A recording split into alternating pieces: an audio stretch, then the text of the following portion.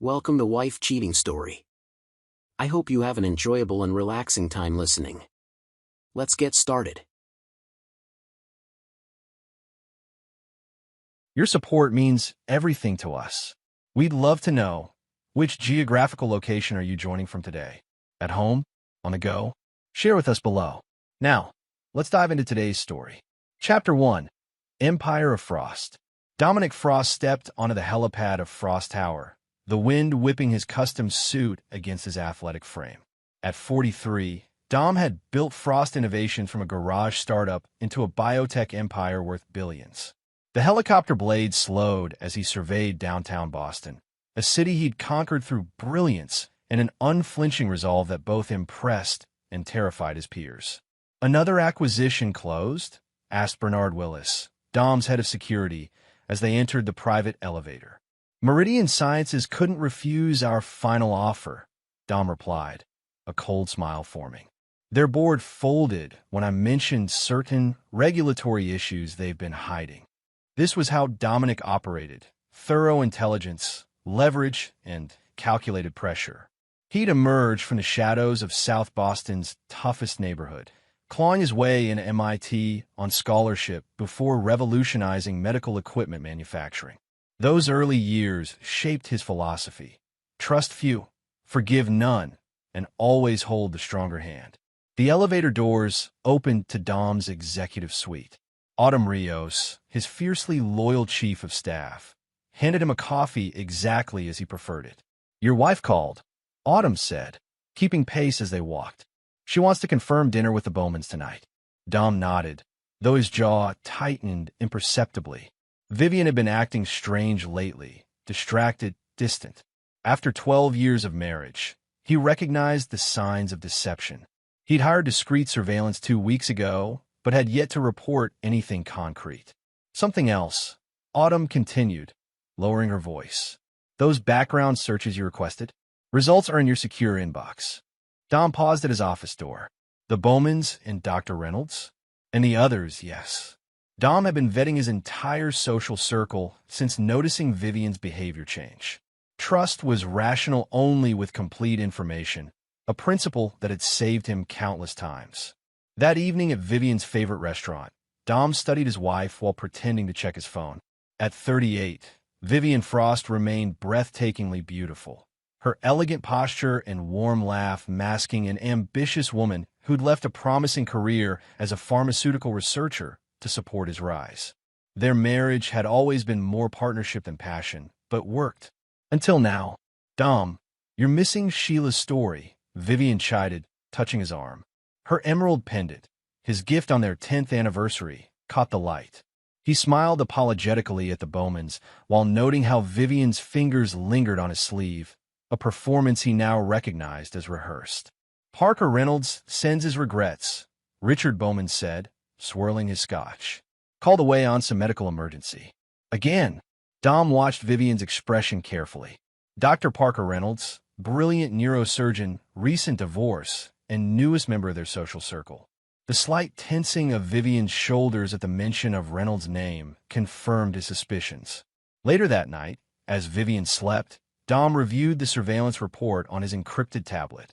GPS tracking showed 17 coincidental locations where both Vivian and Reynolds had been in the past month. Phone records revealed text messages deleted immediately after reading. Nothing explicit, but a pattern emerging. Dom closed the tablet, surprising himself with his own calmness. He felt no rage, only a cold, calculating clarity. Vivian had forgotten who she married, a man who'd survived by anticipating betrayal and eliminating threats before they materialized. He wouldn't confront her.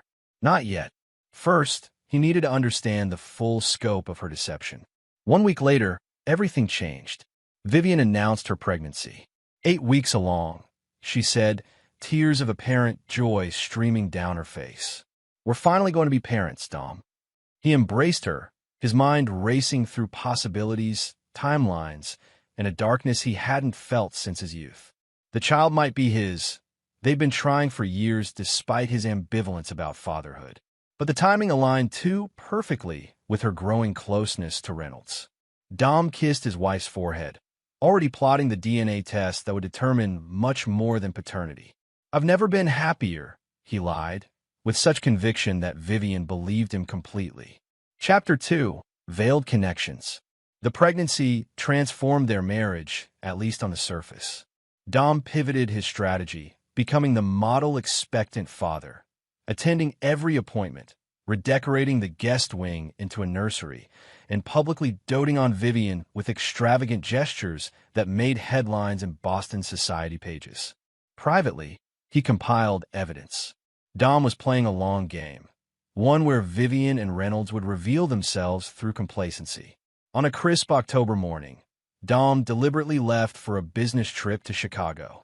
Instead, he set up in a secondary Frost Innovations facility across town, monitoring the sophisticated surveillance system Bernard had installed throughout their Beacon Hill mansion. It took less than 6 hours for Reynolds to arrive. Dom watched impassively as Vivian welcomed her lover into their home, in a space his Dom had built with the wealth of his intellect and determination. Their conversation, captured by high-fidelity microphones, confirmed everything. "The baby is definitely yours," Vivian said between kisses. "The timeline matches perfectly." Reynolds looked simultaneously elated and terrified. What if he suspects? Dom Frost isn't a man to cross Vivian. He doesn't, and soon it won't matter.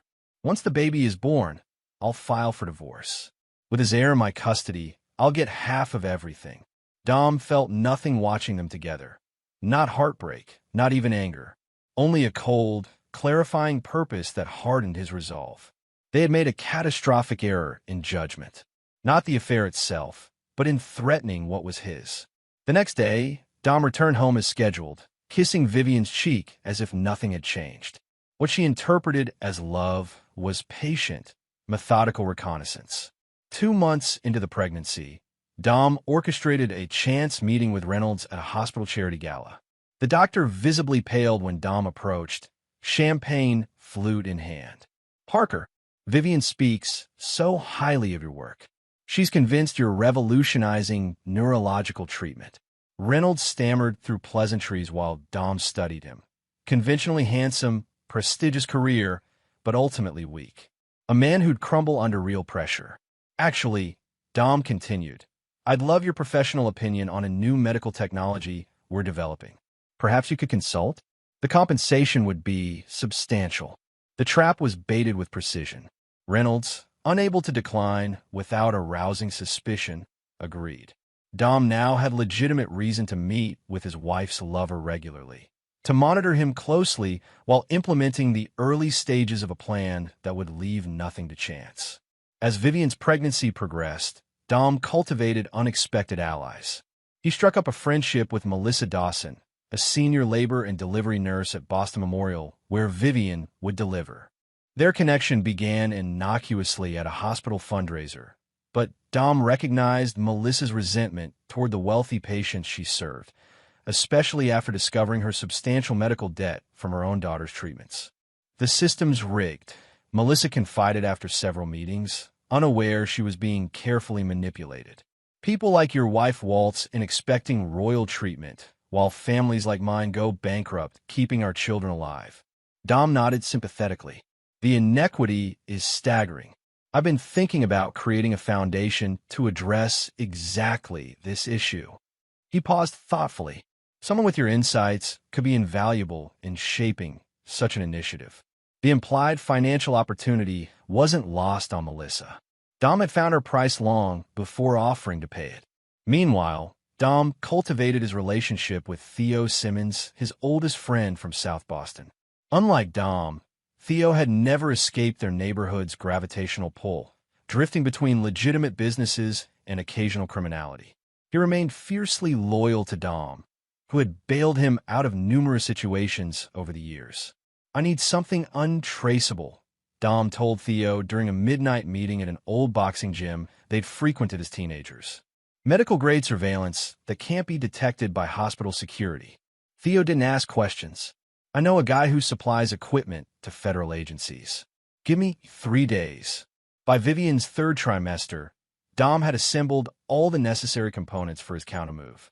The nanny cam, disguised as an innocuous digital photo frame showing proud family moments, would be Vivian's gift to place in the delivery room. Unknown to anyone, it contained military-grade recording technology that transmitted directly to Dom's secure server. In the final month of pregnancy, Dom increased his business travel, creating the impression of a devoted husband rushing back for important appointments. In reality, he was methodically removing traces of his true wealth from Vivian's reach, transferring assets to untraceable accounts, restructuring corporate ownership, and preparing for the inevitable confrontation. The evening before Vivian's scheduled induction, Dom sat across from her at dinner, raising a toast to their future. "To our child," he said, eyes revealing nothing. "To our family," Vivian replied, unaware of the machinery already in motion around her. Dom smiled, thinking not of family, but of justice, cold, meticulous, and inescapable. Chapter 3. The Cradle Scheme. Vivian's labor began unexpectedly 2 days before her scheduled induction. Dom received her panic call while in a board meeting, one he'd strategically arranged to establish an alibi. "Meet me at the hospital," she gasped between contractions. "Parker is driving me." Of course he was. Dom maintained his concerned husband facade. "I'm leaving now. Tell Reynolds thank you." Dom arrived at Boston Memorial 30 minutes later, having quickly activated the final preparations of his plan. As expected, Reynolds had already disappeared, maintaining their pretense of a doctor-patient relationship rather than lovers conspiring to steal his legacy. The maternity ward welcomed Dom with practiced efficiency. He carried a bag of Vivian's belongings, including the digital photo frame nanny cam, which he personally placed on the windowsill for good luck. No one questioned it. "Mrs. Frost is progressing rapidly," Melissa Dawson informed him with professional detachment, though her eyes conveyed their secret understanding. "Dr. Nelson is attending, but we have several high-risk deliveries tonight. It might get chaotic." Dom nodded, recognizing the prearranged signal. Tonight would indeed become chaotic, but not by chance.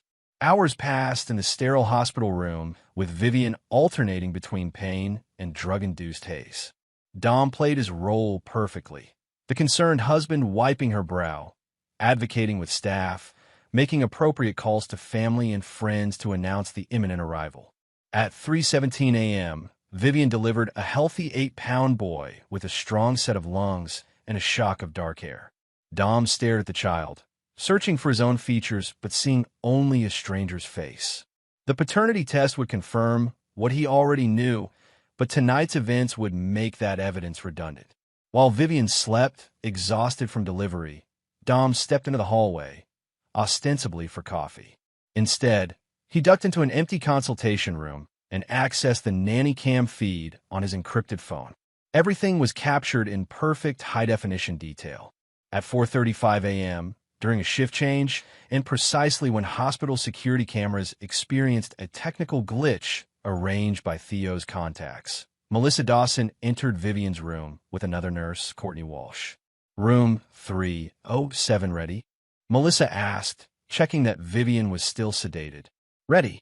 The Callaway baby's condition is worsening. Poor thing probably won't make it through the week," Courtney replied, referring to a severely ill newborn down the hall. Born to a wealthy family with influential connections, exactly as Dom had researched. What happened next played out exactly as Dom had orchestrated.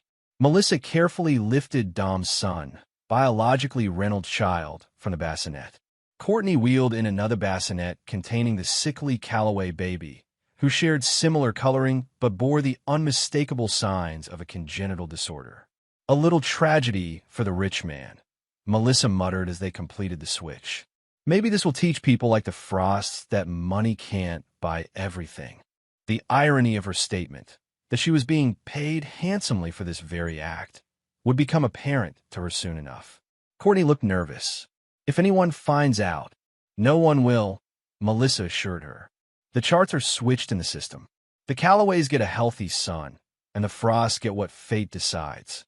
She didn't mention the envelope of cash in her locker or the promised position at Dom's fictional foundation. Dom watched the entire exchange, his expression unchanged. Phase 1 was complete. The women left, unaware Their conversation and actions were permanently recorded from multiple angles.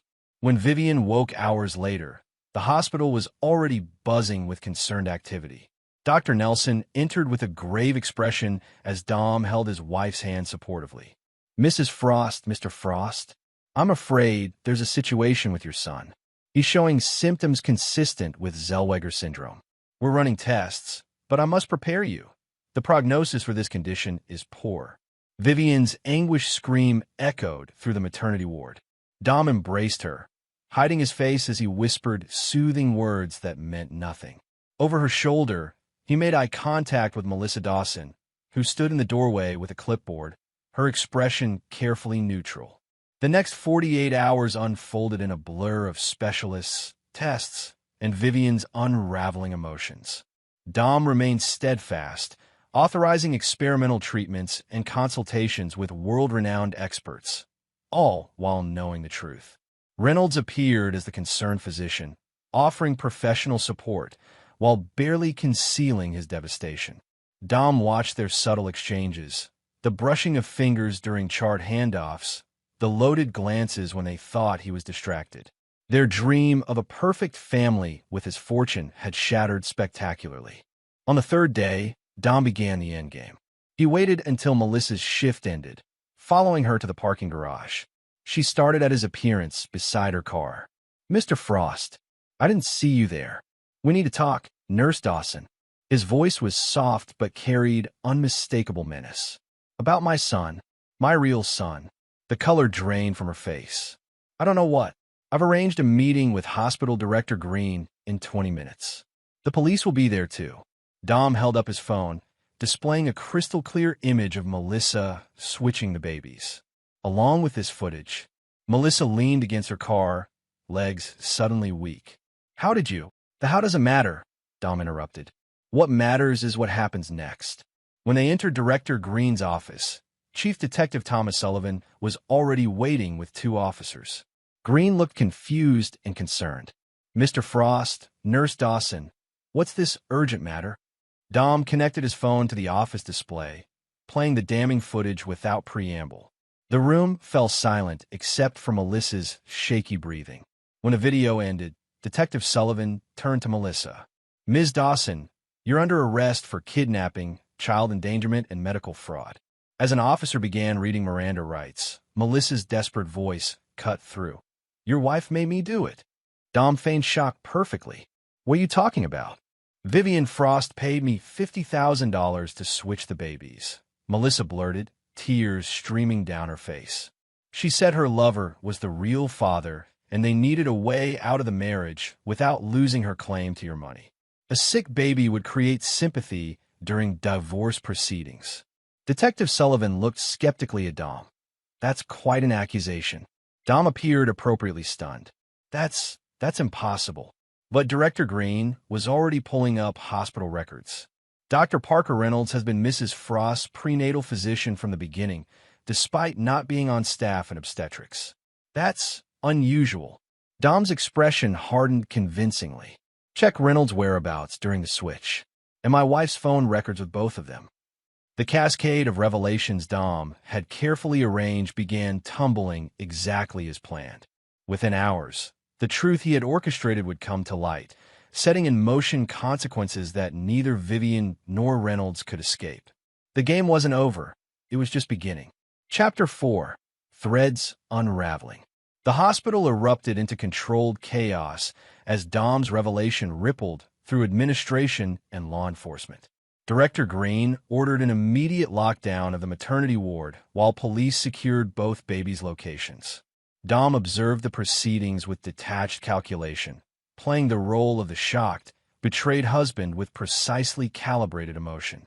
"I need to see security footage of my wife's visitors," Dom demanded, knowing full well what it would show. "And I want a DNA test. Immediately."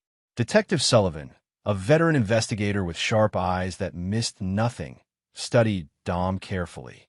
"Mr. Frost, perhaps we should discuss this privately." In Sullivan's makeshift office, a repurposed conference room, the detective laid out photographs of Vivian with Reynolds entering and exiting the hospital on multiple occasions over the past months.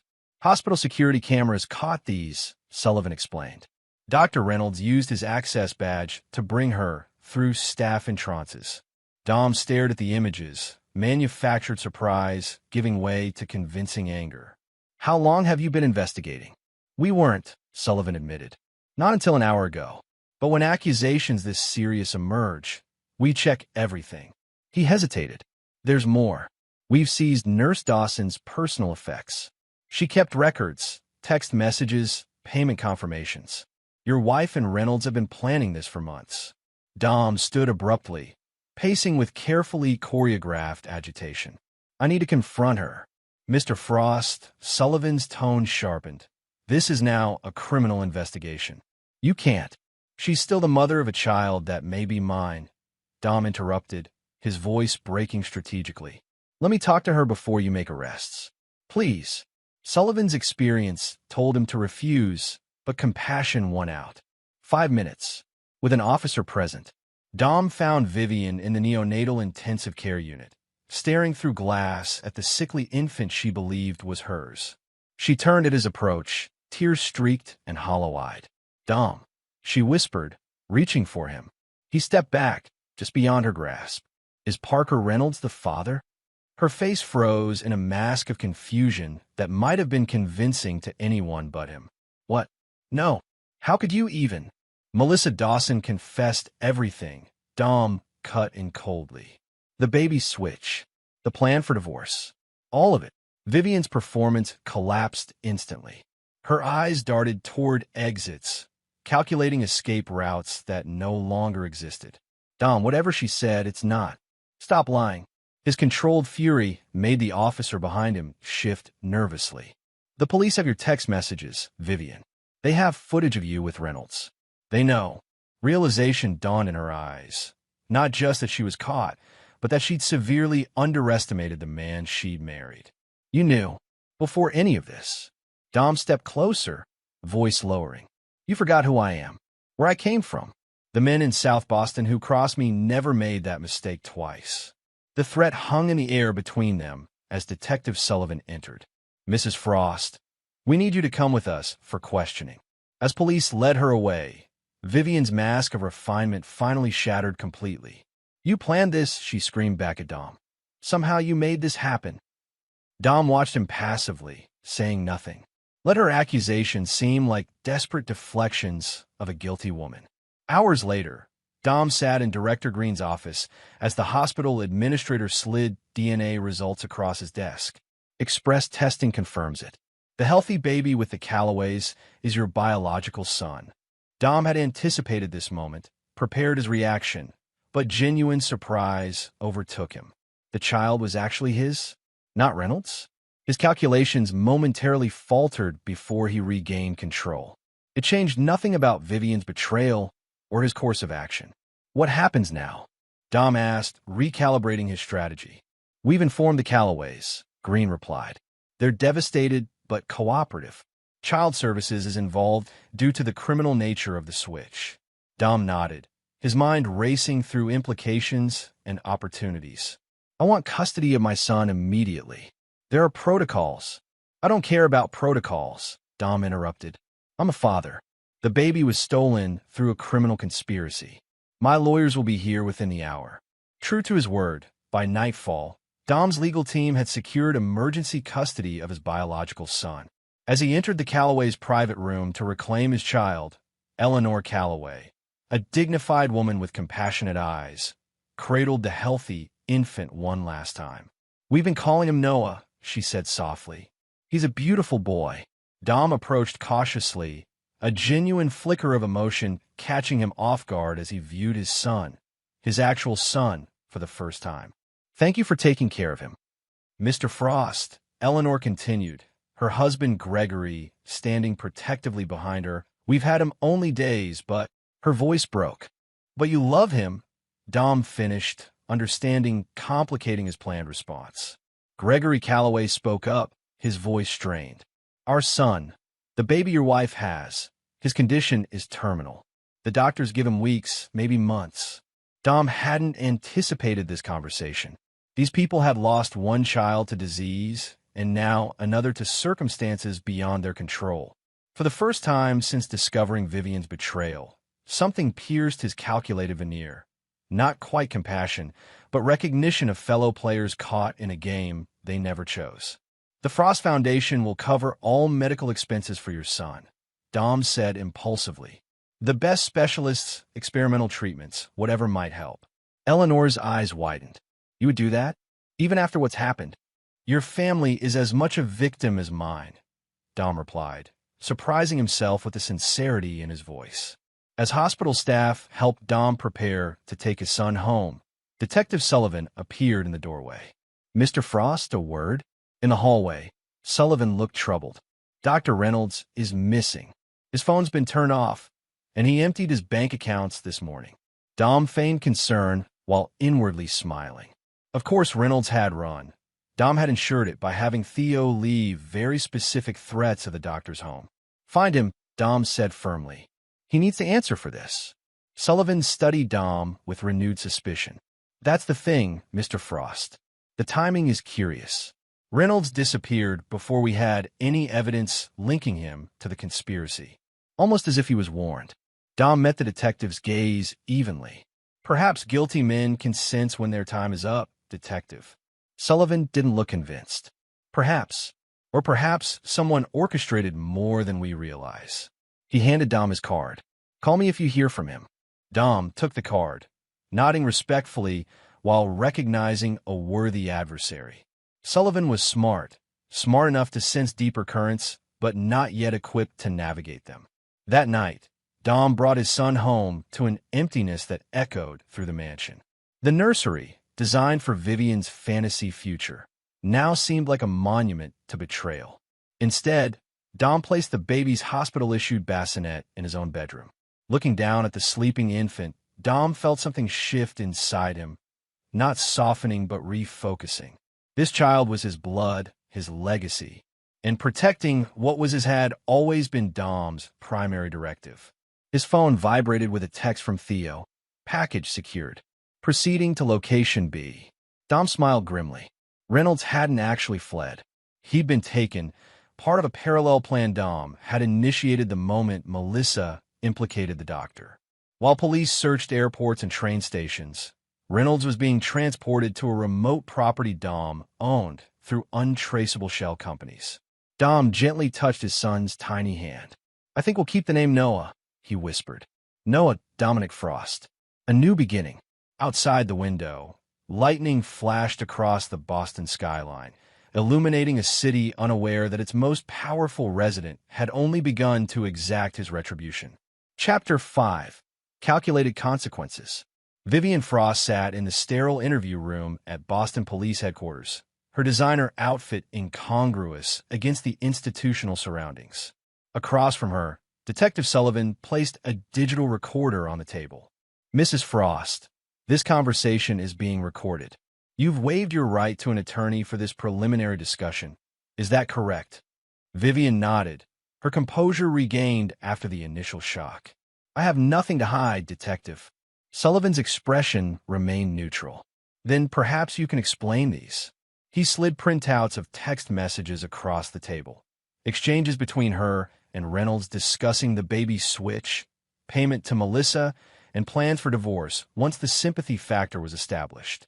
Vivian's carefully reconstructed facade cracked again. These must be fabricated. They match records from your phone provider, Mrs. Frost. And Nurse Dawson has provided her bank statements showing transfers from an offshore account traced back to you." What Vivian couldn't know was that Dom had spent months creating this digital evidence.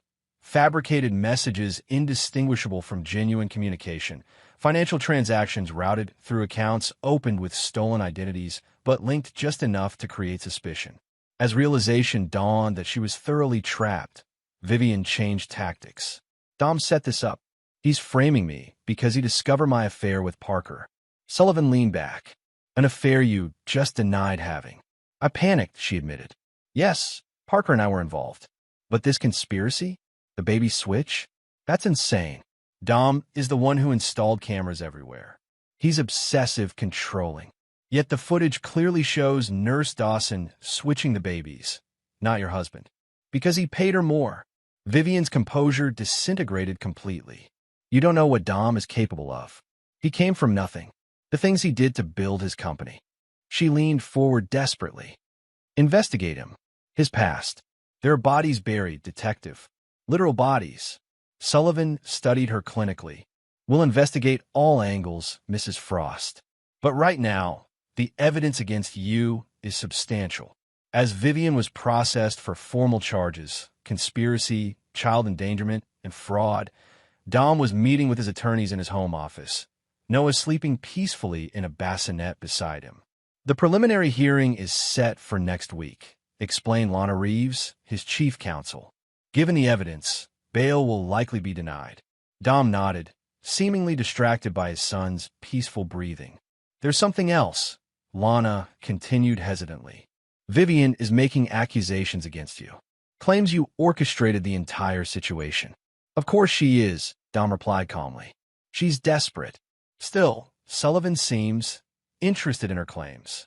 He's requested your whereabouts during key periods. Dom smiled thinly. I was in board meetings, community events, all documented and witnessed. Provide everything he needs. After Lana left, Dom received another update from Theo. Guest comfortable at Northern Property. Awaiting instructions. Dom's Northern Property was a modernized hunting lodge on 50 isolated acres in rural Maine, purchased through a complex network of shell corporations. It was there that Reynolds now found himself, not bound or explicitly captive, but effectively trapped nonetheless, with Theo's associates ensuring he couldn't leave. Meanwhile, a parallel drama unfolded at Boston Memorial as the Callaway baby's condition deteriorated rapidly. Dom arranged for world-class specialists to fly in, partly to fulfill his promise, but equally to maintain his public image as a grieving yet magnanimous figure.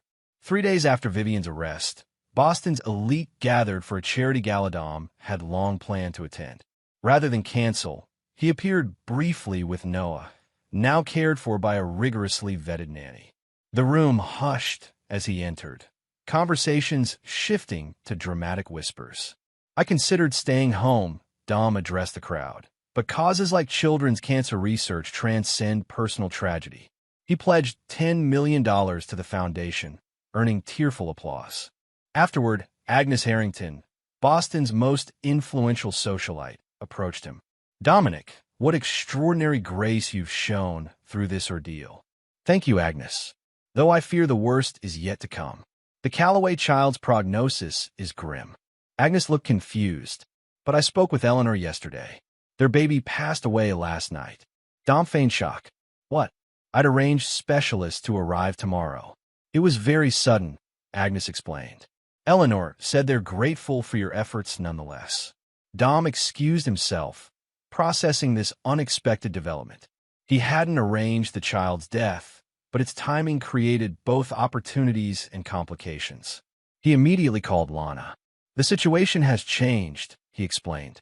We need to modify our strategy. The death of the Callaway infant transformed the legal landscape. Would have been child endangerment charges against Vivian, Melissa, and the absent Reynolds now escalated to potential homicide charges.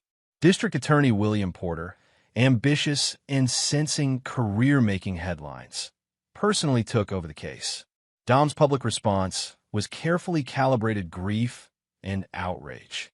He visited the Callaways, cameras capturing his arrival with arrangements for the funeral he insisted on funding. Eleanor Callaway, genuine in her mourning, embraced him in a moment that made front pages, two parents united by tragedy. Behind closed doors, Dom's focus remained absolute. He monitored Sullivan's investigation through sources in the department, noting the detective's growing interest in inconsistencies. Sullivan had begun questioning Dom's former business associates, digging into his South Boston connections.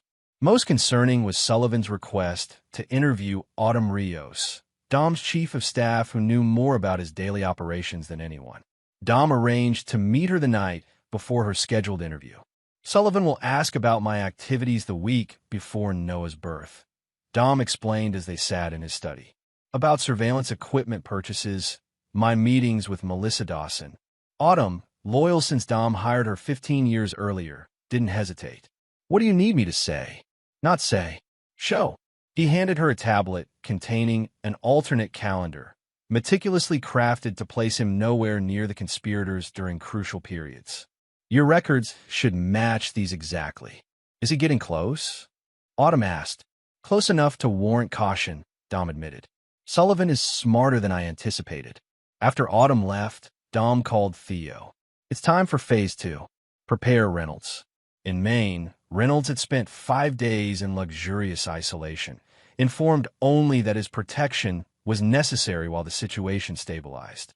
When Theo entered with his satellite phone, Reynolds grabbed it desperately. You can make one call, Theo explained, to help your case. What case? I haven't been charged with anything. Reynolds protested. The Calloway baby died last night, Theo informed him flatly. DA's seeking homicide charges against everyone involved in the switch, including you. Reynolds collapsed into a chair, face ashen. My God, I never wanted. It was Vivian's idea. Then perhaps you should tell the authorities that, Theo suggested, offering the phone. One call. Reynolds' fingers trembled as he dialed Detective Sullivan's direct line, the number Theo had conveniently provided. The conversation that followed was exactly what Dom had orchestrated. Reynolds, panicked and seeking leniency, confessed everything while portraying himself as manipulated by Vivian's ambitions. She convinced me the baby wasn't even Dom's, Reynolds explained desperately. Said once she had leverage through a sick child, we'd take half his fortune and disappear. Sullivan's voice hardened. Where are you now, Dr. Reynolds? I can't say. I'm afraid for my life. Vivian has connections. Turn yourself in, Reynolds. It's your only option. After the call ended, Theo reclaimed the phone. We'll arrange your surrender. With protection. Reynolds nodded miserably, unaware he'd just performed his role perfectly in Dom's grand design. That night, Dom sat beside Noah's crib in the nursery he had completely redesigned, all traces of Vivian's influence removed. His son gripped his finger with surprising strength, eyes focusing with newfound recognition. For a fleeting moment, Dom considered alternative paths, forgiveness, moving forward without complete destruction of those who'd betrayed him. The thought vanished as quickly as it formed. In the world Dom inhabited, mercy was merely weakness by another name. Those who threatened what was his would face consequences to their fullest measure. He kissed his son's forehead gently. Sleep well, Noah. Tomorrow, justice continues. Chapter 6. Courtroom Crucible. The Boston County Courthouse swarmed with media when Reynolds surrendered himself to authorities. Dom watched the coverage from his home office, noting how Reynolds' appearance had been carefully managed by Theo. Unshaven, haunted, a man tormented by conscience rather than merely caught in his crimes. Detective Sullivan supervised the surrender personally, his expression tight with suspicion as he studied the disheveled doctor. Convenient timing, Dr. Reynolds. Reynolds avoided his gaze. I couldn't live with myself after hearing about the baby. The arraignment proceeded with unprecedented speed, driven by Porter's political ambitions and public outrage. Reynolds, Vivian, and Melissa Dawson appeared before Judge Diana Montgomery, a stern jurist known for her uncompromising stance on crimes involving children. Dom attended, strategically seated where Vivian could see him but not speak to him. She entered in handcuffs, the orange jumpsuit a stark contrast to her former elegance. Her eyes locked on Dom with pure hatred, confirming his resolve. The Commonwealth charges the defendants with conspiracy, criminal negligence resulting in death, and fraud, Porter announced. Given the severity, we request all defendants be held without bail. Reynolds' attorney, provided by Dom through untraceable channels, offered unexpected cooperation. Your Honor, Dr. Reynolds is prepared to testify against his co-conspirators in exchange for consideration. Vivian's outburst was immediate and damning. You coward! It was your idea as much as mine. Judge Montgomery's gavel crashed down.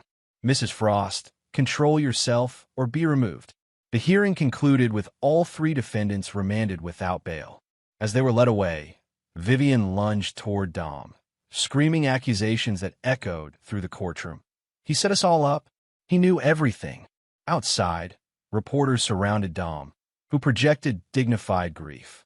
I only want justice for the Calloway family and for my son, who nearly became another victim. Sullivan watched from the courthouse steps, his expression calculating as Dom navigated the media scrum with practiced precision. That afternoon, Dom received an unexpected call from Sullivan requesting a meeting, alone, at the detective's office rather than Dom's home or company. The unusual request triggered Dom's well-honed survival instincts. "Detective," Dom acknowledged, entering Sullivan's cluttered office. "I'm not sure what requires such urgency." Sullivan gestured to a chair across from his desk. "Evidence that doesn't add up, Mr. Frost." He spread photographs across the desk, surveillance images showing Theo meeting with people connected to Reynolds' surrender, financial records tracing partial connections between shell companies. "You've been investigating me," Dom observed calmly. "I've been investigating everyone," Sullivan corrected. "And I keep finding your fingerprints just outside the frame." Dom maintained his composure. "I'm a public figure with extensive connections. Finding links to me in Boston is hardly surprising." "Links, sure, but patterns." Sullivan leaned forward. "Nurse Dawson's brother suddenly receives a scholarship from a foundation you fund. The security company that experienced glitches during the baby switch is owned by a subsidiary of one of your holding companies. I own interests in hundreds of businesses," Dom countered. "As for scholarships, my foundations help thousands of students annually." Sullivan's expression remained skeptical. "Then there's Theodore Simmons, your oldest friend, with an interesting history in South Boston. Recently seen with men who then helped Reynolds hide before his dramatic surrender." Dom's expression hardened slightly. "Are you accusing me of something, detective? I'm trying to understand what happened. Because right now, I see a man who discovered his wife's affair and orchestrated an elaborate trap, rather than simply divorcing her." "That's absurd," Dom scoffed. "Why would I endanger innocent children?" Sullivan studied him carefully. "Because you're Dominic Frost, the boy who broke Tommy Flanagan's arm in 3 places when he stole your mother's grocery money. The MIT student who systematically destroyed Professor Harmon's reputation after he tried to take credit for your research. The businessman who's left a trail of ruined competitors." Dom remained silent, impressed despite himself with Sullivan's thoroughness. "You don't forgive betrayal, Mr. Frost. You never have." Sullivan closed his folder. "But proving that is another matter entirely." "Then we have nothing more to discuss." Dom stood to leave. "One more thing," Sullivan called after him. "The Calloway baby's death? Medical examiner found anomalies, inconsistent with his diagnosed condition." Dom paused at the door. Meaning someone might have helped nature along." Sullivan's eyes never left Dom's. "But I'm sure that's just another coincidence." The accusation hung in the air, a line even Dom hadn't crossed, though Sullivan couldn't know that. The detective was fishing, trying to provoke a reaction. "Be careful with unfounded accusations, detective," Dom replied coldly, "especially against a grieving father." As Dom departed, his mind calculated rapidly. Sullivan was dangerous, intelligent, and persistent. But without concrete evidence, the detective remained merely an annoyance rather than a threat. The trial preparation consumed the following weeks. Porter, sensing political opportunity, personally led the prosecution. Reynolds had formally turned state's evidence, providing detailed testimony about the conspiracy in exchange for reduced charges. Melissa Dawson followed suit, desperate to avoid maximum penalties. Only Vivian maintained her innocence, insisting she'd been framed by Dom. Throughout these proceedings, Dom crafted his public narrative masterfully. He hired a renowned nanny, created a foundation for infant safety in hospitals, and arranged photo opportunities showing him balancing single fatherhood with running his empire. Boston Magazine ran a sympathetic cover story, "Dominic Frost, Rising from Betrayal." Behind this carefully managed facade, Dom finalized the destruction of those who'd betrayed him. Using financial leverage, he ensured Vivian's selected attorney was secretly compromised. Key evidence discovered by the prosecution continued to emerge through channels Dom controlled. 2 days before the trial began, Dom visited the Callaways one final time, bringing Noah to meet them. A gesture both calculated and genuinely complex as he developed unexpected respect for their dignity through loss. "We want you to be part of Noah's life," Dom told them, surprising himself with the authenticity of the offer. As his honorary grandparents, Eleanor wiped away tears. "We'd be honored." Gregory, who had remained suspicious of Dom's motives, seemed to finally soften. "He has your determination in his eyes." The visit achieved multiple purposes, cementing Dom's public image, providing his son with caring figures in his life, and establishing witnesses who would testify to his character during the upcoming trial. The morning the trial began, Boston woke to shocking headlines. Reynolds had been found dead in his cell, an apparent suicide. His detailed confession, witnessed and notarized, would still be admissible evidence. Sullivan appeared at Dom's home within hours. Convenient timing, wouldn't you say? Dom met his gaze steadily. "A guilty conscience is a terrible burden, detective. His guards report a visitor yesterday, a lawyer from a firm you've used." Sullivan's accusation remained unspoken but clear. "Many lawyers in Boston have connections to my companies," Dom replied. "I'm sure your investigation will find nothing improper."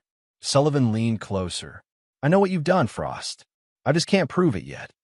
"Then all you have is theories, detective. And theories don't hold up in court."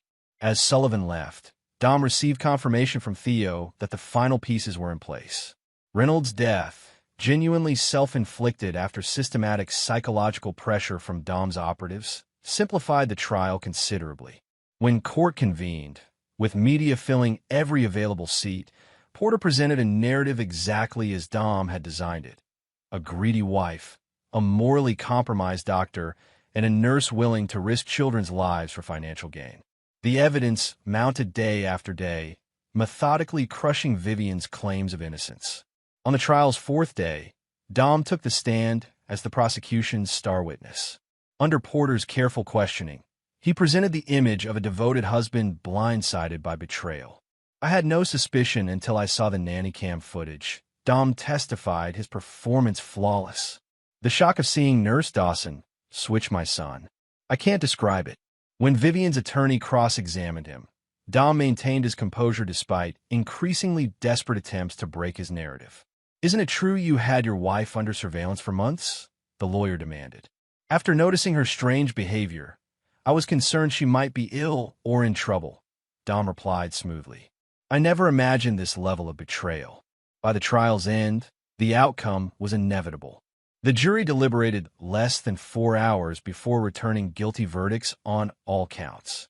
Judge Montgomery sentenced Melissa Dawson to 15 years and Vivian to 25 years without possibility of parole. As officers led Vivian away, she locked eyes with Dom one final time. "This isn't over," she hissed. "The truth will come out." Dom simply watched, his expression revealing nothing as the architects of his son's endangerment disappeared to face the consequences he had meticulously arranged. Outside the courthouse, Dom faced the assembled media, Noah in his arms, a powerful image of fatherhood transcending tragedy. "Justice has been served," he stated simply. "Now my son and I can begin our future." Only Sullivan, watching from the periphery, recognized the cold satisfaction behind Dom's carefully composed expression. Their eyes met briefly across the crowd, adversaries recognizing each other's measure. The detective's phone buzzed with a message. His transfer request to federal law enforcement had been approved. He would continue his investigation of Dominic Frost from a position with greater resources and jurisdiction, a development Dom hadn't anticipated. As cameras flashed around father and son, two men set in motion competing long games that would eventually collide. But for now, Dom had achieved his immediate objective: retribution against those who had betrayed him and the preservation of his legacy through the son who now bore his name alone. Chapter 7. Shadows Advancing. 5 years passed with the calculated precision that defined Dom's existence. Noah grew into a precocious, serious child with his father's analytical mind and piercing gaze. Dom had transformed their household into a fortress of stability. Elite private tutors, carefully vetted staff, and a daily routine designed to nurture both intellectual and physical excellence. On Noah's 5th birthday, Dom hosted a modest celebration at their Beacon Hill mansion. The guest list was deliberately limited to the Callaways, who had indeed become surrogate grandparents, key business associates with children Noah's age, and staff who had proven their loyalty. "He's remarkably like you," Gregory Calloway observed as they watched Noah methodically construct an elaborate structure from building blocks. The concentration, the planning. Dom nodded with carefully measured pride. He'll be ready for Westridge Academy next fall, their advanced program. What remained unspoken was how thoroughly Dom had eliminated Vivian from their lives. Her name was never mentioned. Photos had been removed. Noah had no memory of a mother. Only Ms. Langley, his primary caretaker, and the various specialists who guided his development. After the celebration, as Dom worked in his study, Bernard delivered an unmarked envelope that had been hand-delivered to the security desk. Inside was a single newspaper clipping, an obituary for Melissa Dawson, who had died in prison from natural causes. A note in distinctive handwriting read simply, "Coincidences mounting. T.S." Dom recognized Sullivan's initials immediately. In the years since the trial, the detective had transitioned to the FBI's Boston field office, where he continued assembling pieces of Dom's orchestration. This message confirmed Sullivan remained fixed on exposing the truth and was getting closer. Dom's immediate response was to accelerate contingency plans. He called Theo, now officially employed as Frost Innovations' security consultant. "Sullivan's making noise again," Dom explained. "We need to implement Protocol Horizon." Protocol Horizon involved systematically eliminating vulnerable connections, reassigning key personnel who knew fragments of Dom's actions, destroying lingering evidence, and creating additional layers of separation between Dom and any questionable activities. That evening, after Noah was asleep, Dom accessed a secure server containing the original nanny cam footage, unaltered, showing the baby switch exactly as it had occurred, but without Melissa's damning statements about Vivian's involvement. This authentic recording remained his insurance policy against future complications. The following morning brought news that the Board of Corrections had denied Vivian's latest appeal.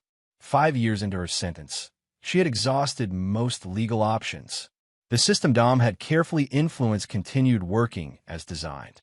Dom maintained periodic surveillance of Vivian through carefully placed sources within the women's correctional facility. Reports indicated she had adapted to prison life with unexpected resilience, earning privileges through model behavior while maintaining her claims of innocence to anyone who would listen. What concerned Dom was her recent correspondence with investigative journalist Mara Callahan, who specialized in wrongful convictions. He'd intercepted several letters through his sources, noting Vivian's methodical compilation of inconsistencies in the case against her. Dom's contingency planning had always accounted for potential threats from Vivian, but her persistence exceeded his projections. Most would have broken under the circumstances he'd created. Instead, she appeared to be gathering allies and evidence with patient determination that mirrored his own methods. While monitoring these developments, Dom received a call from Eleanor Calloway that triggered rare, genuine emotion. "Gregory's gone, Dom," she sobbed. "Heart attack this morning." Dom's relationship with the Calloways had evolved beyond strategic utility. Gregory's steadfast dignity and Eleanor's warmth had penetrated defenses Dom rarely lowered. Noah genuinely loved them, and Dom had come to value their presence in his son's life. "I'm coming over," Dom replied immediately. "Is there anything you need?" At the Calloway home, Dom found Eleanor surrounded by relatives, including her nephew Miles, a law student Dom had met at previous family gatherings. While Eleanor greeted him with a tearful embrace, Miles observed their interaction with evident suspicion. Later, as Dom prepared to leave, Miles approached him in the hallway. "Mr. Frost, I've been meaning to talk to you." Dom recognized the confrontational tone immediately. "About? My studies have focused on criminal law. I've been reviewing famous Boston cases." Miles' expression hardened. "Including your wife's conviction." Dom maintained neutral engagement. "A difficult time for everyone involved. I found some troubling inconsistencies," Miles continued. "Records that don't align. witnesses whose testimony changed dramatically between initial interviews and trial. Dom studied the young man carefully. Grief can produce unusual perspectives, Miles. Perhaps this isn't the best time. Or perhaps it's exactly the right time, Miles interrupted. Before my aunt forms any lasting financial or guardianship arrangements with you regarding Noah. The implied threat was clear. Another front had opened in the ongoing battle to protect the life Dom had reconstructed. Your concerns are misplaced, Dom replied coolly. But I understand they come from care for your aunt. I respect that. Miles held his gaze. I'll be watching you, Mr. Frost. As Dom left, he called Autumn. I need everything on Miles Calloway. Every detail, every vulnerability. 3 days later, Dom received another unmarked envelope, this time containing a thumb drive. Accessing it through a secure, isolated system revealed a compiled dossier of evidence Sullivan had been gathering. Financial trails connecting Dom to key witnesses, time-stamped security footage showing Dom near the hospital when he claimed to be elsewhere, and fragmentary records of communications with Melissa Dawson before the baby switch. No note accompanied the drive, but the message was clear. Sullivan was giving Dom an opportunity to come forward voluntarily before the case broke open. That night, Dom visited his cabin in the Berkshires, ostensibly for a weekend with Noah, but primarily to access physical evidence stored in a hidden safe. The original contracts with Melissa, recordings of his meetings with Reynolds, and other compromising materials remained secure as insurance against betrayal by his own operatives. Upon returning to Boston, Dom was surprised to find Autumn waiting at his home office, her expression unusually troubled. There's a problem, she began without preamble. Miles Calloway has been meeting with Detective Sullivan. Dom absorbed this development silently. The convergence of threats was accelerating faster than anticipated. There's more, Autumn continued. Eleanor's been contacted by Mara Callahan, the journalist communicating with Vivian. She's requesting an interview about inconsistencies in the Frost case. Dom's mind calculated rapidly, seeing the emerging pattern. Sullivan was orchestrating a coordinated effort, approaching the case from multiple angles to overcome Dom's careful compartmentalization. We need to neutralize these threats individually, Dom decided. Starting with Miles. The plan Dom implemented was characteristically multifaceted. For Miles, Dom arranged a prestigious internship offer from an international law firm, one that would require immediate relocation to London. The opportunity appeared legitimate, though the firm's managing partner owed Dom significant favors. For Mara Callahan, the approach was more direct. Dom arranged a private meeting at her newspaper's offices. Ms. Callahan, Dom began once they were alone, I understand you're investigating my family's tragedy. Callahan, a sharp-featured woman with uncompromising eyes, nodded. I found concerning patterns in the case against your ex-wife. I'm not here to dissuade you, Dom surprised her by saying, only to provide context. He slid a folder across the table containing documents that appeared to implicate Vivian in earlier, unrelated ethical breaches during her pharmaceutical career. Fabricated evidence Dom had prepared years earlier but never needed to deploy. These never came up during the trial, Dom explained. I wanted to protect what remained of her reputation. But if you're determined to reopen old wounds, you should have all relevant information. Callahan studied the documents skeptically. Why give these to me now? Because Noah deserves protection from renewed media speculation, Dom replied with calculated sincerity. He's an innocent child who's suffered enough. The invocation of Noah's well-being was deliberate. Dom had researched Callahan thoroughly, knowing her own difficult childhood would make this appeal particularly effective. As Dom left the newspaper offices, he received a text from Bernard. Sullivan on approach to residence. Dom redirected his driver immediately. If Sullivan was making an official move, being present was essential. He arrived to find Sullivan at his front gate, credentials displayed for the security team. This is becoming harassment, Agent Sullivan, Dom called as he emerged from his vehicle. Sullivan turned, unsurprised by Dom's timely appearance. Just following evidence, Mr. Frost. Something that's long overdue in your case. My home is not a crime scene.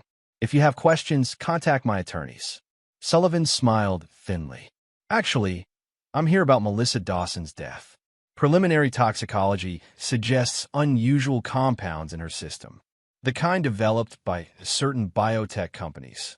The implication was clear and dangerous. While Dom had indeed arranged Melissa's elimination to prevent potential cooperation with Sullivan, the methodology had been designed specifically to appear natural. That's a serious accusation, Dom replied coldly. Not an accusation. Yet, Sullivan handed Dom an official envelope. But sufficient cause for these warrants. We'll be examining financial records for all Frost companies and subsidiaries for the past 6 years. As Sullivan departed, Dom recognized the escalation for what it was. The detective had secured enough leverage to begin dismantling Dom's carefully constructed defenses. That night, as Noah slept under Bernard's watchful protection, Dom implemented his most comprehensive contingency plan. Secure communications activated dormant resources across his network, offshore accounts, alternate identities, and escape protocols established years earlier. By morning, key evidence had been relocated, digital trails obscured, and loyal operatives positioned to create diversions if needed. Dom had never expected to require such extreme measures, but Sullivan's persistence had forced his hand. "Are we in danger, Father?" Noah asked unexpectedly over breakfast, his perceptiveness unsettling as always. Dom considered his answer carefully. "Some people don't understand what's necessary to protect what matters, Noah. But I prepared for every possibility." "Because of Mother?" Noah's question froze Dom momentarily. They never discussed Vivian. "What do you know about your mother?" Dom asked carefully. Noah's expression remained serious beyond his years. "I heard Eleanor talking to Miles. They said she might be innocent." Dom set down his coffee, meeting his son's gaze directly. "Sometimes people believe what's comfortable rather than what's true. Your mother made choices that put you in danger. Everything I've done has been to protect you from those consequences." Noah considered this with the same analytical intensity Dom recognized from his own reflection. "Will they take me away from you?" "Never," Dom promised, his voice hardening with absolute conviction. "I won't allow that to happen." As Noah left for his morning lessons, Dom received an encrypted message from Theo, witness secured. Proceeding as instructed. The witness was former nurse Courtney Walsh, who had assisted Melissa with the baby switch. After serving a minor sentence for her peripheral role, she had disappeared into a new identity Dom had arranged. Now, with Sullivan closing in, she would become the linchpin of Dom's counter-strategy, the final sacrifice in a chess game approaching its endgame. Chapter 8. Converging Fates. The federal investigation into Frost Innovations accelerated with unexpected intensity. Teams of forensic accountants descended on Dom's corporate headquarters, while FBI agents executed search warrants at multiple properties. The media frenzy that followed sent company stock plummeting despite Dom's public assurances. "This is a fishing expedition driven by one agent's obsession," Dom stated during a hastily arranged press conference. "Frost Innovations will cooperate fully while continuing to develop life-saving technologies." Behind this composed facade, Dom implemented increasingly aggressive countermeasures. Using political connections cultivated over decades, he initiated an inspector general review of Sullivan's investigation, alleging personal vendetta and procedural violations. Simultaneously, Dom accelerated what he called protocol severance, the final elimination of connections between himself and any potentially incriminating actions. Key personnel received generous international reassignments. Electronic records underwent systematic corruption through precisely engineered technical failures. Most crucially, Dom arranged for Noah's security and contingency planning. If the situation deteriorated beyond recovery, Bernard had instructions to activate Ghost Protocol, relocating Noah to a prepared facility in Switzerland where Dom would eventually join him through channels untraceable to their existing identities. These preparations were nearly complete when Dom received news that changed everything. Vivian had been granted an expedited appeal hearing based on newly discovered evidence. The development sent Dom into rare, genuine distress. His sources within the prison system had failed to detect this legal maneuver. Further investigation revealed that Miles Calloway, despite accepting the London position, had continued working with Sullivan remotely, providing legal assistance to Vivian's new defense team. Most concerning was the nature of the new evidence. Courtney Walsh had come forward with a revised statement claiming she had been coerced into participating in both the baby switch and subsequent testimony. Dom immediately contacted Theo, who confirmed the alarming development. Walsh disappeared 3 days ago. Contact protocols failed. This represented the first major failure of Dom's control systems. Someone, likely Sullivan, had reached Walsh before Theo's team could secure her. That evening, Dom sat alone in his study, methodically reviewing contingency options while classical music masked the conversation from potential surveillance. Noah entered quietly, his expression serious. "You're worried," Noah observed with disconcerting perception. "About the police." Dom considered deflecting, but chose honesty within limits. "I'm concerned about people who don't understand what I've had to do to protect us." Noah nodded with eerie comprehension. "The man who visits Eleanor, Agent Sullivan.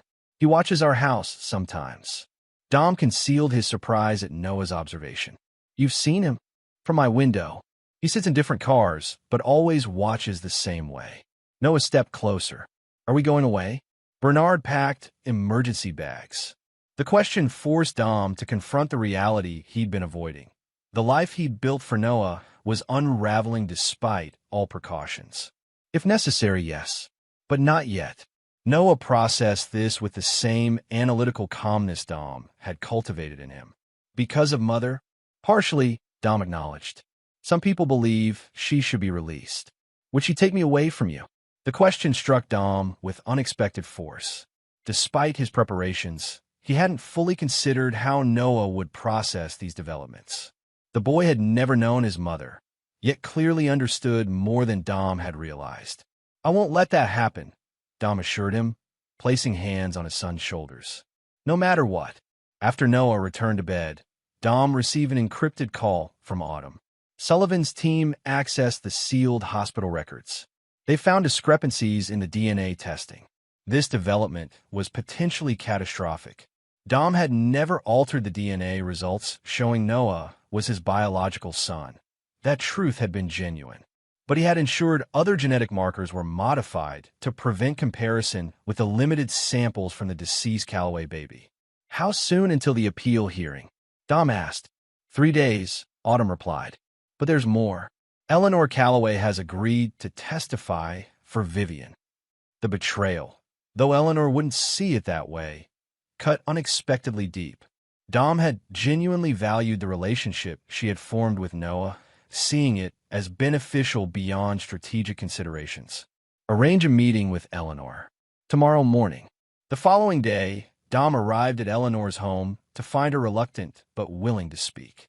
She looked older, grief having accelerated time's effects since Gregory's death. "I didn't want it to come to this," she began as they sat in her sunroom. "But Miles showed me evidence, Dom. Things that can't be explained away." Dom maintained calm engagement. "Evidence can be misleading, especially when presented selectively. Walsh has sworn that the babies were switched on your instructions," Eleanor continued. "That you knew about Vivian's affair and orchestrated everything as revenge. And you believe this convicted criminal over me?" Dom asked softly. "After everything we've shared?" Eleanor's expression revealed her conflicted emotions. "I don't know what to believe anymore. But if there's any chance Vivian is innocent." "And what about Noah?" Dom interrupted, his voice hardening slightly. "Have you considered what this will do to him? Having his life torn apart, his mother suddenly returned from prison, claiming his father is a monster?" The appeal to Noah's well-being struck home. Eleanor's resolve visibly wavered. "I don't want to hurt Noah. You know how much I love him." "Then don't testify," Dom urged. "At least wait until all evidence is properly examined, not just Walsh's convenient news story." As Dom left, he recognized Eleanor's hesitation as temporary at best. Sullivan had already convinced her of Dom's guilt. She was merely struggling with the consequences for Noah. That afternoon, the situation escalated dramatically. Dom received an urgent call from Bernard while in a board meeting. "Sir, Federal agents are at the mansion with a court order regarding Noah.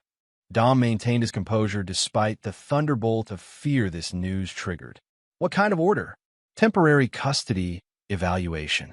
They're demanding access to Noah for interview by child welfare specialists. Initiate blackout protocol. Dom ordered immediately. No one accesses Noah without me present. I'm on my way. By the time Dom arrived home, a tense standoff had developed. Sullivan stood in Dom's foyer alongside two agents and a woman identified as a court-appointed child psychologist. Bernard security staff had secured Noah in the East Wing, politely but firmly refusing access. "This is harassment, Sullivan," Dom stated coldly as he entered. "My son is not a pawn in your vendetta." Sullivan handed Dom court documents. "This isn't optional, Frost. The court has concerns about Noah's well-being given new evidence in your wife's case." Dom scanned the order, his mind racing through options. None of them good. Direct defiance would only strengthen Sullivan's position. "I'll allow the interview," Dom finally conceded, "but I'll be present along with my attorney." "The order specifies Noah should be interviewed alone," the psychologist interjected. "Then we can resolve this before a judge," Dom countered. "After an emergency hearing that will take days to arrange. Or we can proceed now, with me present but not interfering." Sullivan recognized the impasse. "Fine, but the interview happens now." The session that followed in Noah's study was a psychological chess match. The court psychologist asked carefully structured questions about Noah's home life, his understanding of his mother, and whether he ever felt afraid. Noah's responses were measured and precise, displaying the emotional control and situational awareness Dom had cultivated in him. He spoke of his father with genuine admiration, expressed curiosity but no distress about his mother's absence, and demonstrated emotional health that contradicted the narrative Sullivan was building. When asked directly if he knew why his mother was in prison, Noah's response was devastatingly simple. "Because she tried to swap me with a sick baby. Father never speaks badly about her, but I found the news articles myself." The psychologist appeared taken aback by Noah's composure and awareness.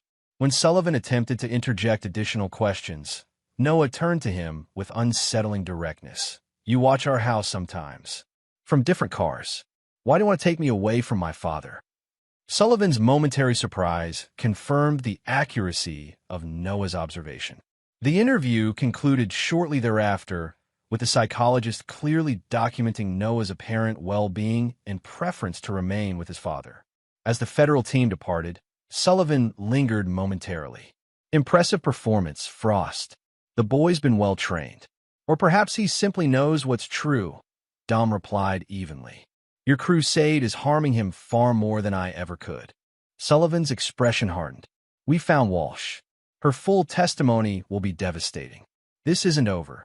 After they left, Dom implemented the next phase of contingency planning.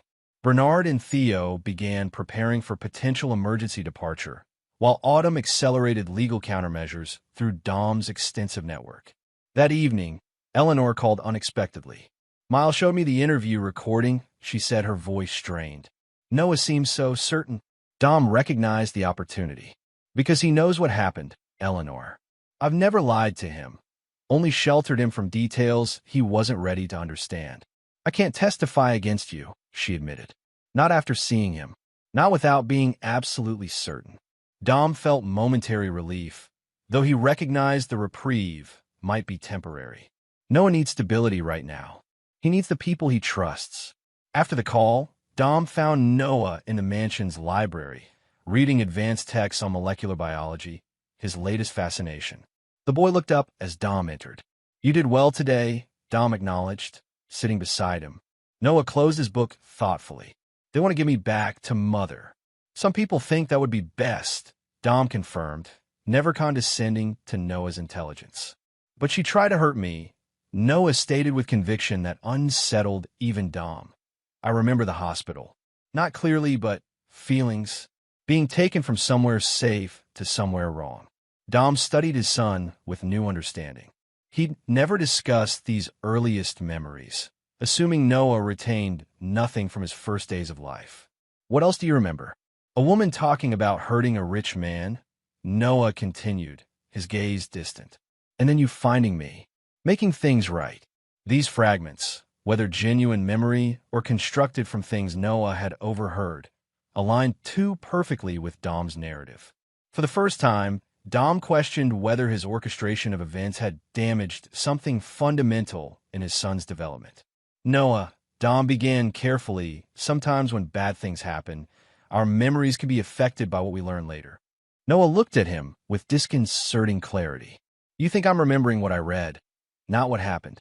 It's possible, Dom acknowledged. Would you tell me if Mother was innocent? Noah asked directly. The question presented Dom with a moral crossroads he'd never anticipated. The absolute truth would destroy Noah's trust and stability at a critical moment. A complete lie would potentially compound whatever psychological impact his actions had already caused. Your mother made choices that put you at risk, Dom answered carefully. My actions were to protect you. That's the truth that matters. Noah seemed to accept this, though Dom sensed the boy understood more than he revealed. If we have to leave, can I bring my research materials? Of course, Dom promised, struck by how thoroughly Noah had internalized the possibility of their life changing completely. Later that night, as Dom finalized preparations for possible departure, Theo arrived with critical intelligence. Walsh's statement has inconsistencies. Sullivan's rushing it because he knows it won't hold up to extended scrutiny. This offered Dom a strategic opportunity. Rather than fleeing, which would appear as tacit admission of guilt, he could potentially discredit Walsh's testimony through aggressive legal challenge. Prepare for both possibilities, Dom instructed, immediate departure or courtroom confrontation. The following morning brought the final catalyst for Dom's decision. Vivian's attorney filed an emergency motion for temporary custody of Noah pending resolution of the appeal. Dom immediately contacted his legal team, led by the formidable Lana Reeves. I want counter-motions filed today. Emphasize Noah's established life, academic progress, and the traumatic impact of separation. The judge assigned to the appeal is Jonathan Mercer, Lana informed him. He has a history of favoring maternal custody. Dom absorbed this setback with characteristic calculation. Then we need to ensure this becomes about evidence, not sentiment. Attack Walsh's credibility specifically. The legal battle that ensued unfolded with breathtaking speed. Dom's team filed motions challenging Walsh's testimony, highlighting her history of plea bargaining and inconsistent statements. Sullivan's team countered with forensic financial evidence, showing patterns consistent with Dom's orchestration. The night before the appeal hearing, Dom received intelligence that Sullivan had located another potential witness, a security guard from Boston Memorial who claimed to have seen Dom meeting with Melissa Dawson before the baby switch. With options narrowing, Dom made his final decision. He found Noah in his bedroom, carefully organizing his belongings as instructed. There's been a change of plan, Dom told him. We're not leaving yet. Tomorrow, I'm going to fight these accusations directly. Noah studied his father carefully. Because running would make you look guilty? Precisely, Dom confirmed, again struck by his son's perception. I've never run from anything, Noah. I won't start now. That night, Dom accessed his most secured files, original evidence he'd preserved as insurance against exactly this scenario. The unaltered nanny cam footage showed the baby switch exactly as it had occurred, but without the manufactured statements implicating Vivian. Additional documentation revealed the full extent of his orchestration. Rather than destroying these materials as caution might dictate, Dom preserved them with instructions to Bernard, a final contingency if events turned against him completely. Noah's future security mattered more than Dom's personal freedom or reputation. As dawn broke on the day of reckoning, Dom prepared himself not just for legal battle, but for the possibility that his carefully constructed world might collapse entirely. Yet beneath this preparation lay an unexpected certainty. Whatever the outcome, he would never regret the actions taken to secure his son's future. Sullivan might prove a worthy adversary. The legal system might temporarily separate them, but Dom's fundamental nature remained unchanged. Those who threatened what was his would face consequences, today, tomorrow, or years in the future when they least expected retribution. The game would continue, with higher stakes but the same ultimate objective: protecting his legacy at any cost. Chapter 9. Unyielding Resolve. The Boston County Courthouse stood imposing against the morning sky as Dom arrived for Vivian's appeal hearing. Media swarmed the entrance, held back by barriers and police. Dom navigated through with practiced composure, projecting confidence despite the precariousness of his position. Inside, the courthouse hummed with tension. Dom nodded to Eleanor, who sat alone in the gallery, her expression conflicted. Sullivan occupied a front row seat alongside the prosecutorial team, his attention fixed on Dom with predatory focus. When Vivian entered flanked by corrections officers, Dom studied her dispassionately. 5 years of incarceration had hardened her physically and mentally. Gone was the polished socialite.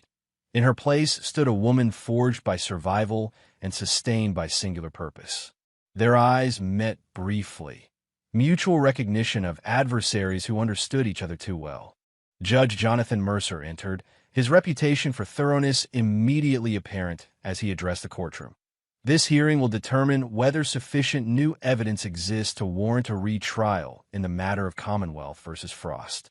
I'll remind everyone that the burden remains on the defense to demonstrate substantial change in available evidence. Vivian's attorney, a prominent appellate specialist named Diana Lockhart, presented their case first. With methodical precision, she laid out the newly discovered evidence.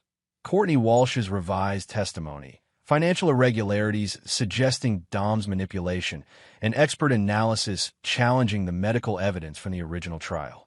Your Honor, Lockhart concluded, Vivian Frost has served 5 years for crimes orchestrated by her husband as revenge for an affair.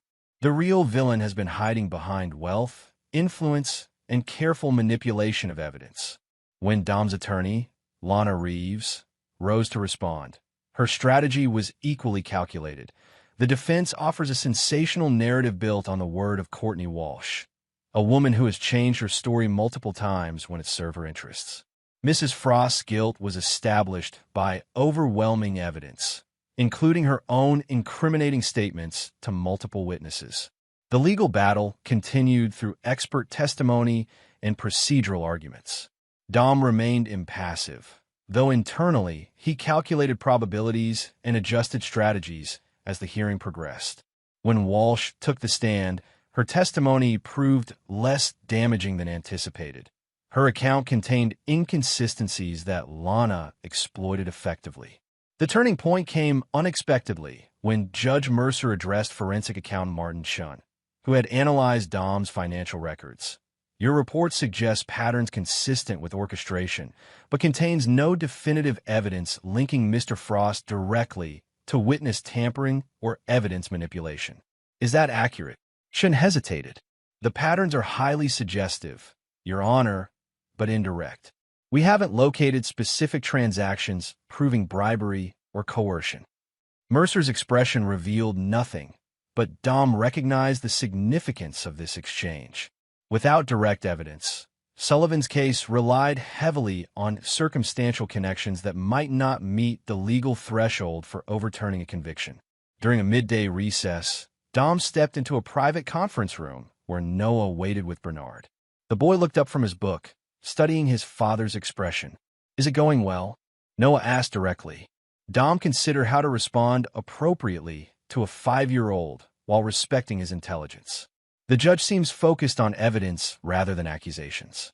That's positive. Noah nodded seriously. If Mother comes home, will I have to live with her sometimes? The question cut through Dom's carefully maintained composure. That won't happen, Noah. Under no circumstances. But if a judge orders it, Noah persisted. Dom sat beside his son, meeting his gaze directly. There are rules beyond what judges can decide. I will always ensure you're safe and with me. Always.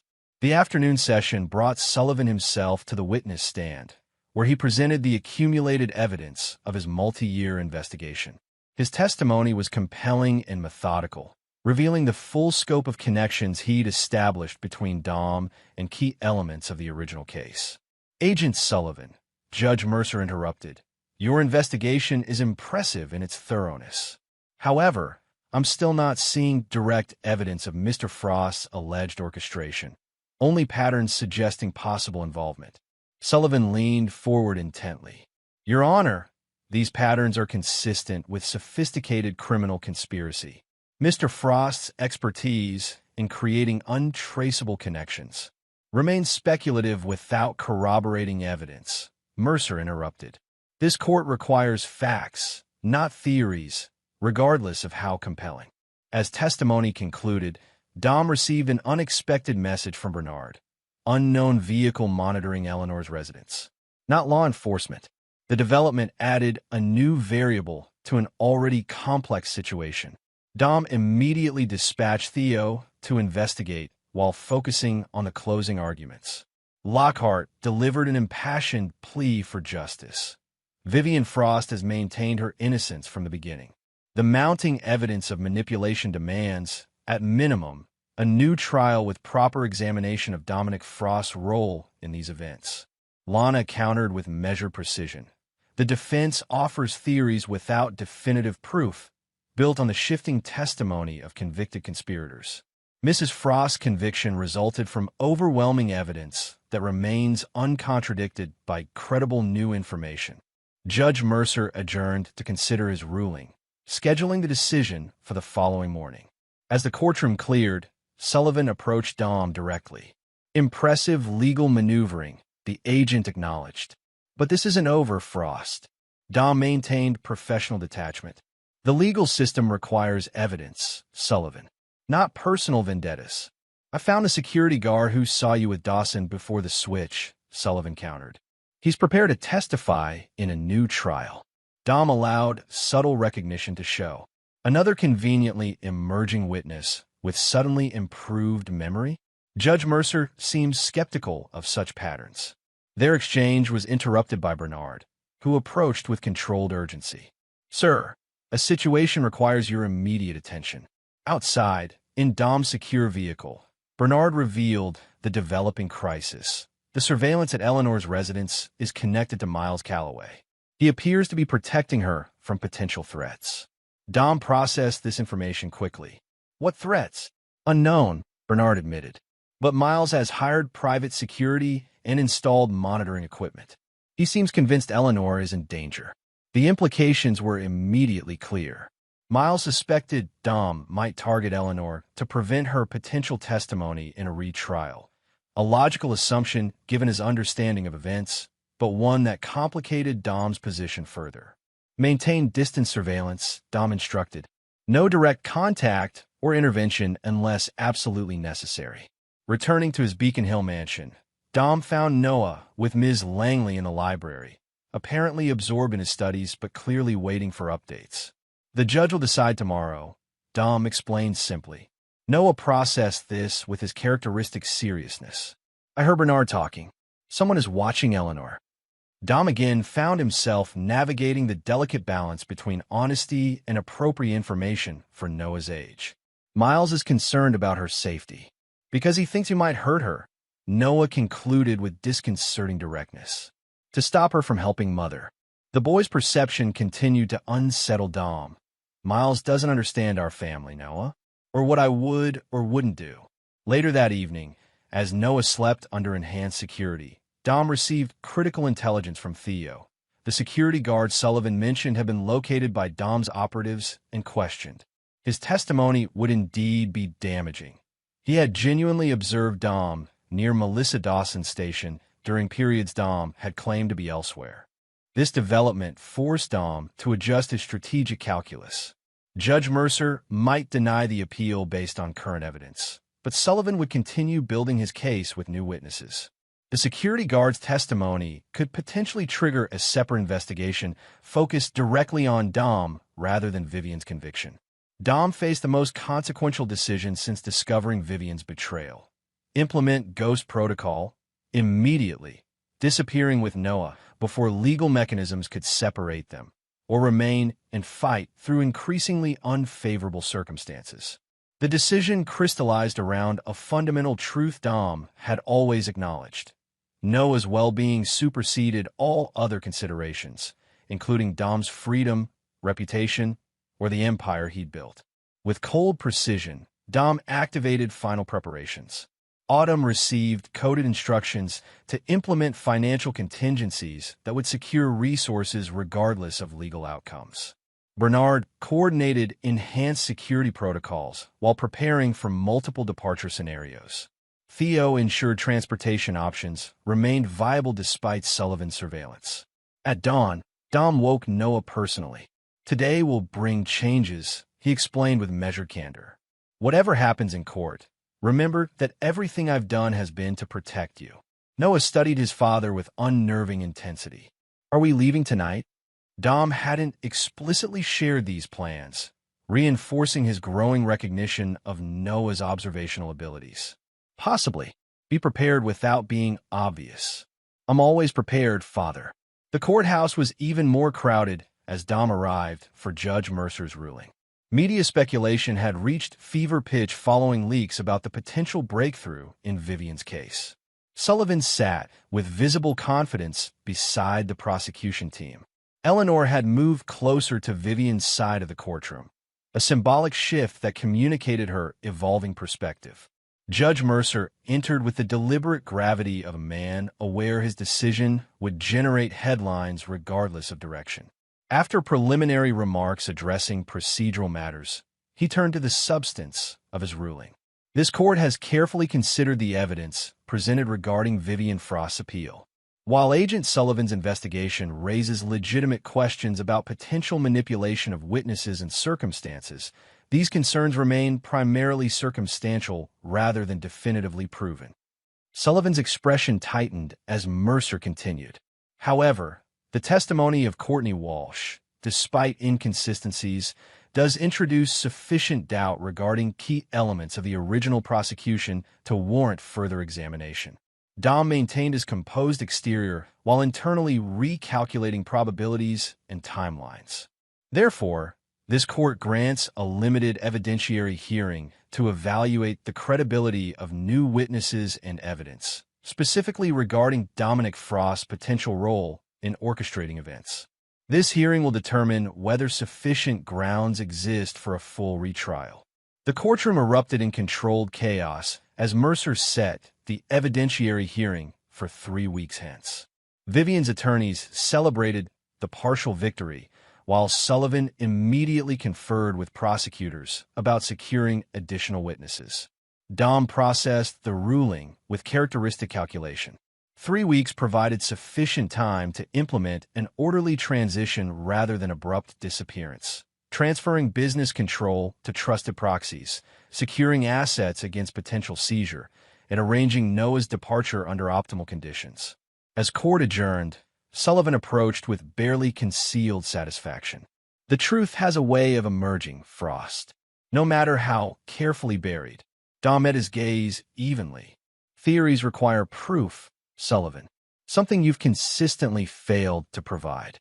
"The security guard's testimony will change that equation," Sullivan countered, "along with other witnesses coming forward now that the wall of fear is cracking." Dom allowed a trace of genuine curiosity to show. "You've invested years pursuing this case.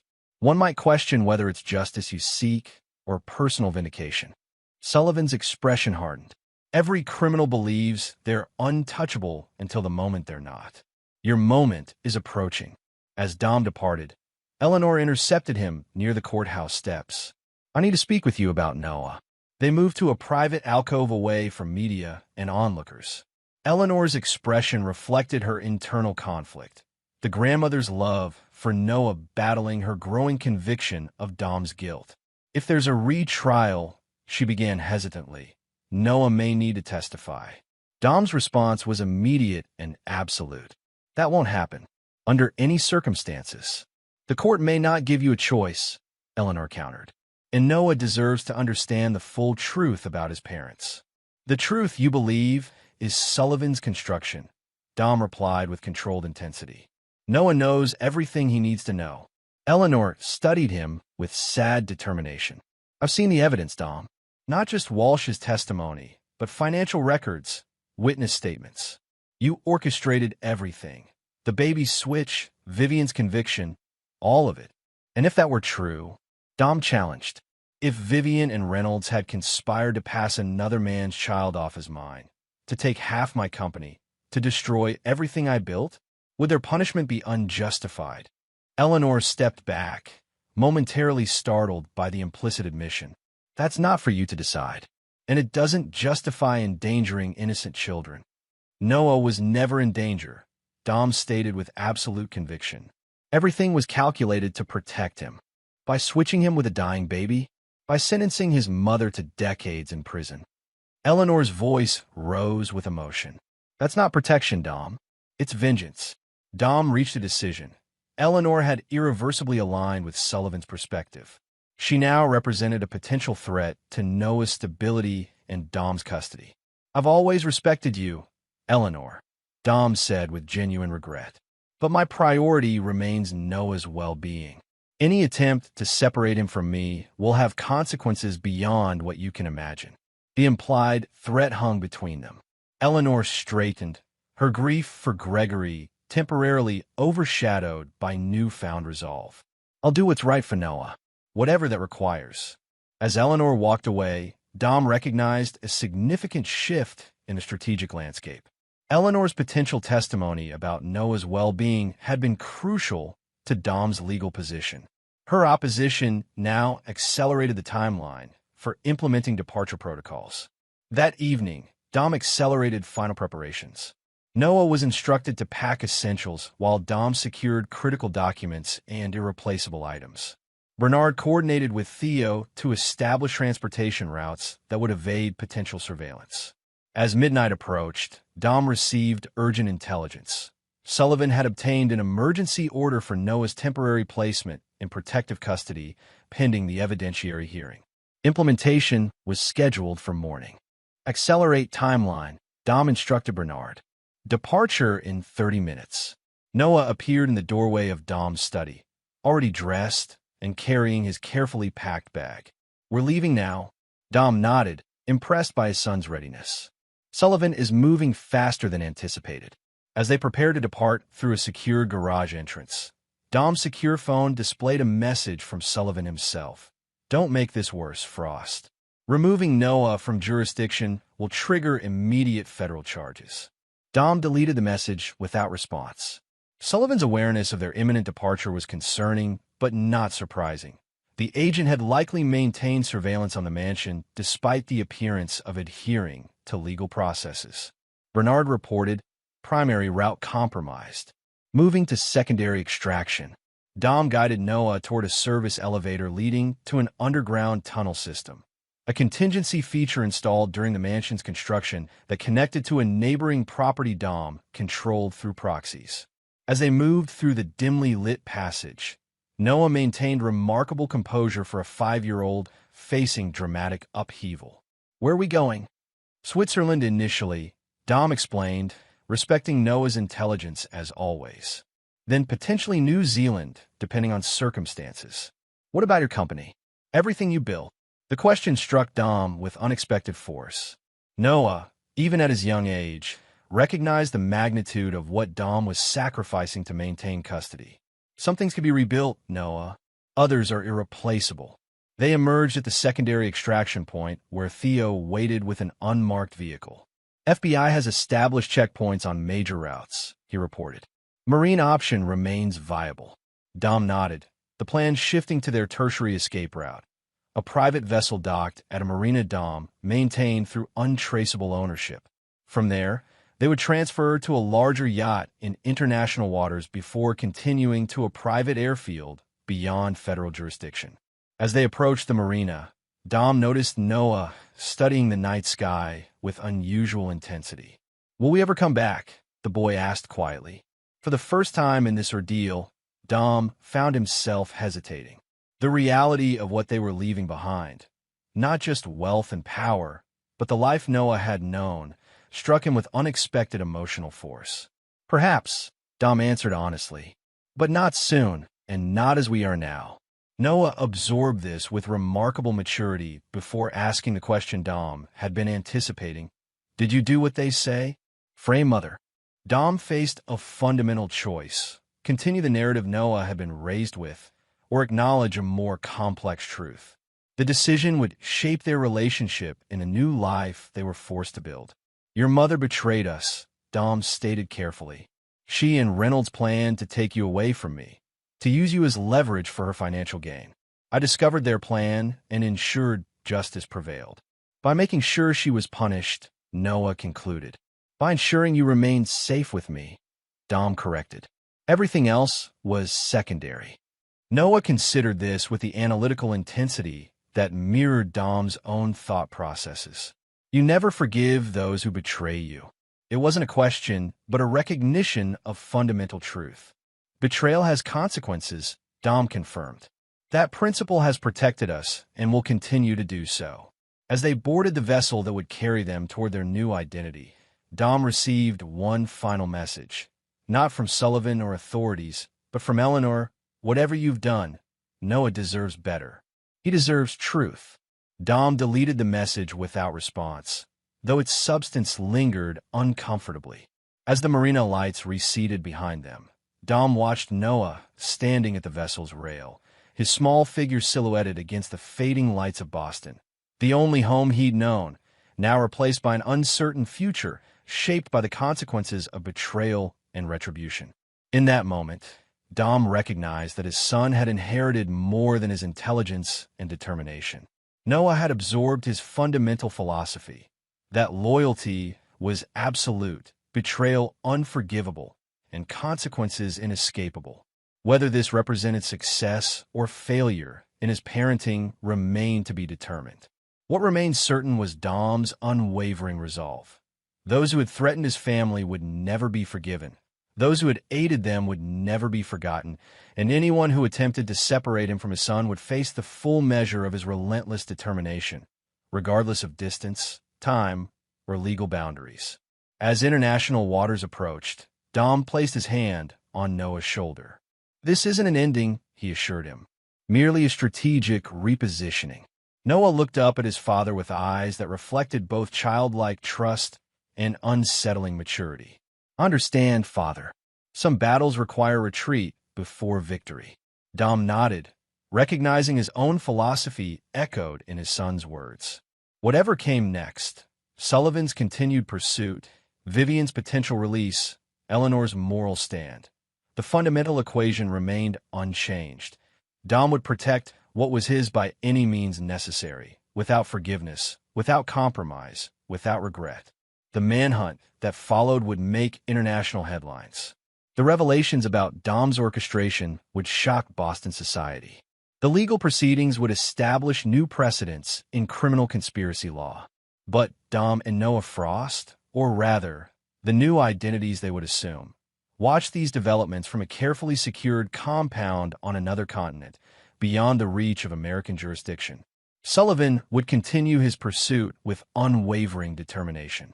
Vivian would eventually secure release through a negotiated plea that acknowledged the complexity of evidence. Eleanor would establish a foundation advocating for children affected by high-profile criminal cases.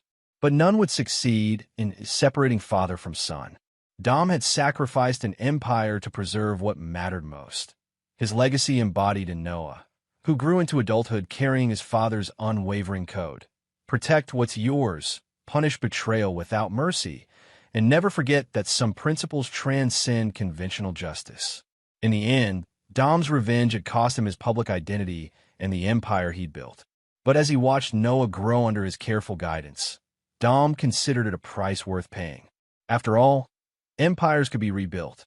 Trust, once betrayed, could never be restored. And there you have it. Another story comes to an end.